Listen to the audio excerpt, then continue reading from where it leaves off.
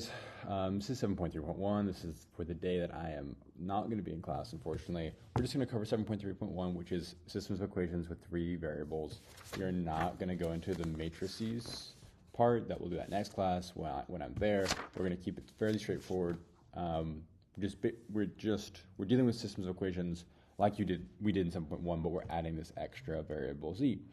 And so this creates a three-dimensional solution. So rather than it being a two-dimensional where the lines cross, there's a third dimension. So these have depth to them, right? You can sort of see that they have this depth. Okay. So how do we do this? Well, this is great. This is a really, really easy situation where our systems are set up in what's called triangular form. And so why is it called triangular form? Well, it goes from all three variables to then two variables to just one variable. So it's a sort of decreasing set of variables that kind of looks like a triangle. And then using that with substitution, we can solve for our coordinate. So if we know that z is 5, well, then I know that I can then plug that into my previous, right? I know that z is 5. Then I know that y plus 5 equals 3, therefore y equals negative 2. And so if I know that y is negative 2 and z is 5, then I can solve for x via this equation. So we have 2x minus 7 equals 1, 2x equals 8, x equals 4. So my solution would be 4, comma, negative 2, comma, 5. Okay? So once it's in this triangular form, it's just a case of substituting bottom to top, working backwards to find your solution. Okay? Let's practice that. Well, so that's easy, right? This is just substitution, but how do we get it into that form? And that's where this Gaussian elimination comes from. This is similar to the elimination method we used in 7.1, where we were adding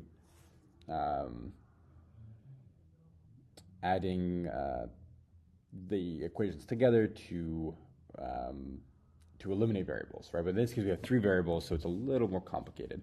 I'm going to go ahead and call this A, this B, and this C. And the way this is lined up is great. If it's not lined up like this, you want to alter it so it is. So all my x's are here, all my y's are here, all my z's are here.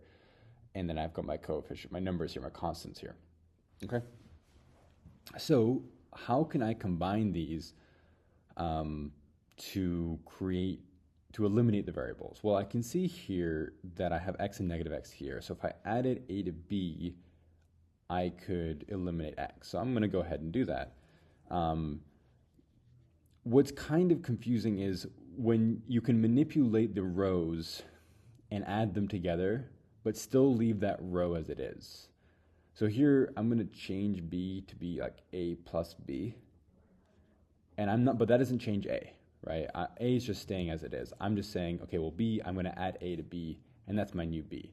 So what will that be? That will be then 2y plus 3z equals 13.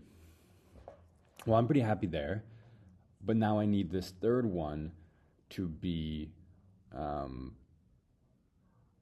eliminate two of the variables. So right now I've got 2y and 3z, okay. I could take this, for the sake of just organization, I'm just going to call this B2 so that you can see that this is different, like B subscript 2. This is what I'm going to keep, but I can still use my original B when I'm eliminating parts of C. So like one example I see here is, I can do a couple things. I could do A plus C, and that would get rid of Z, but I actually want to keep Z because this one has all Z needs to be the one that's left over. So let's not get rid of Z. Let's think about B plus C. B plus C is going to get me down to just Y and Z. So let's try that. So this one I'm going to do B plus C. And that will get me 4y minus Z equals 5. Now I just want the Z. I just want to keep the Z, but I don't want the Y. So here, I'm actually going to use B2 now. Because B2 just has 2y and 3z, right? So if I add these two together, then I can end up with just z, right? If you follow me. So if I do this, let's call this, again, I know this is kind of confusing, let's call this C2, right? What I'm going to do is take B2, I'm going to multiply it by -2, and then I'm going to add that to C2. Okay, so why am I doing that? Because I want the y's to cancel, right? So I'm going to do -2 times B2 times C2. That's going to be -4y minus 6z equals -26 plus 4y minus z equals 5. So these are then going to cancel. So I have -7z equals -21. So then z equals 3. And we'll call this just C3. Okay. So when I write everything out, my A is good the way it was. It's going to be x plus y plus 2z equals 9. I'm going to use B2 for my 2 variable form, 2y plus 3z equals 13. And then C3 would be my good one, z equals 3. So yeah, I think you guys are probably following this okay. I think the weird part is that you can adapt an equation, add it to make a new one, and you can still go back and use one of the old ones to adapt another one. And then you can use also a new one and combine it with an old one to cancel things out, or a new one with a new one to cancel things out. So as long as you're adding and subtracting and multiplying and divide and everything's consistent, it's all good. Just take your time step by step. The goal is eliminating one variable, then using this new equation and an old equation to eliminate 2 variables in the third equation. Okay? So anyway, we're here. Then we solve 2y plus 9 equals 13. So 2y equals 4, y equals 2, and then x plus 2 plus 6 equals 9, x equals 1. So 1, 2, 3 would be my solution. Okay? All right. No solution. Okay, so sometimes we have no solution. When does that happen? This can happen. Well, let's just try this. Let's try and turn this into triangular form and see what happens. So again, I'm gonna do the same thing. Just keep it organized. This is also how we do it when we have matrices. It's a very similar notation, which is why I'm using these labels A, B, and C. I can do -a plus b to get a b1, which would help me. So if I do -a plus b, I would get y plus 2z equals 3. Okay, I can call that b2, so that's good. And then I could do -2a plus c. And that would get me 0 for x, which is what I want. Y plus 2z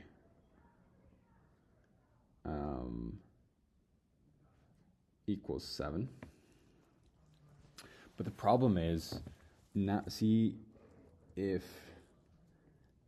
how my C2 and B2 are like incompatible, because the same variables on the left but different values on the right. This is why it's no solution. Now if I try to combine these, right, if I try and do like a -b2 plus c2, I would get like 0 equals 4, and that's not true. So this is why it's no solution. Okay. So now I hope you're feeling good about it. We're going to do this Khan Academy style. You try this one. Okay, so pause the video right now and take a look at this problem and just try it. Okay, take 5 minutes, take 10 minutes, take however much time you need. Do this problem. Pause. Okay. So now, now it's the answer time. I'll walk you through how to do it. So let's keep This one's going to stay as it is. I'm going to adapt it. We're going to do the same thing. We're going to label these A, B, and C. I could do negative. Ooh, I can do different things here. I'm going to keep it simple. I mean, one thing you could do is you could just do A minus B or negative A plus B, and that would cancel out two variables, and then that would then be your C. But I'm just going to keep it simple and do kind of what we've been doing. We're going to do 2A plus B, and that's going to get us 0, and then 3y, and then 3z, and then equals 12. Okay, and then I'm just going to do A plus C here, and that's going to get us negative x plus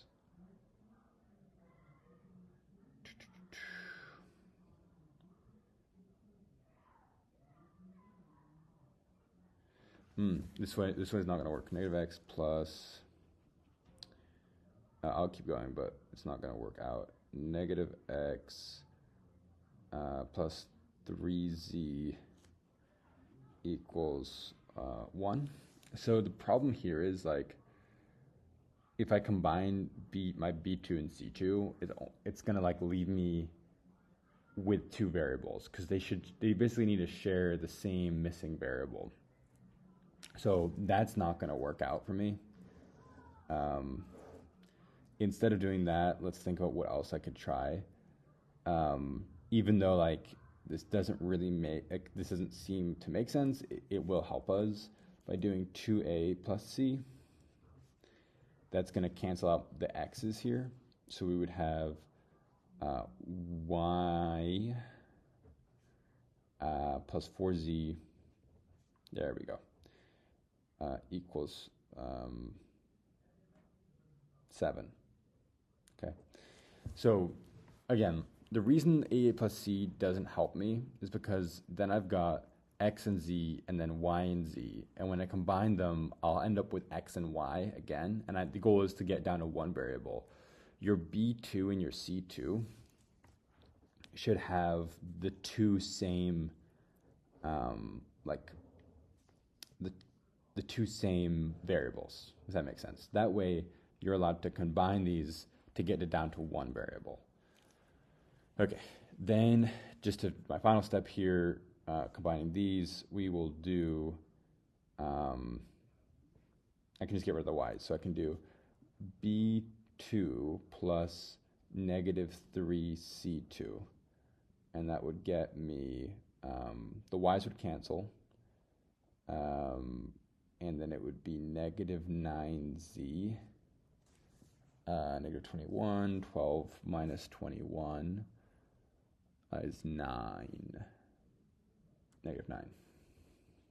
So then z equals 1. So z equals 1, this would be my C3. B2 is up here, so I can solve for y. 3y plus 3 equals 12, 3y equals 9, y equals 3, and then plug these two into A. X plus 3 plus 1 equals 6, so x equals 2. So my solution, 2 comma 3 comma 1. Okay, hopefully that made sense. And the rest of the class, use it productively, do the delta. Okay? All right, see you on Wednesday.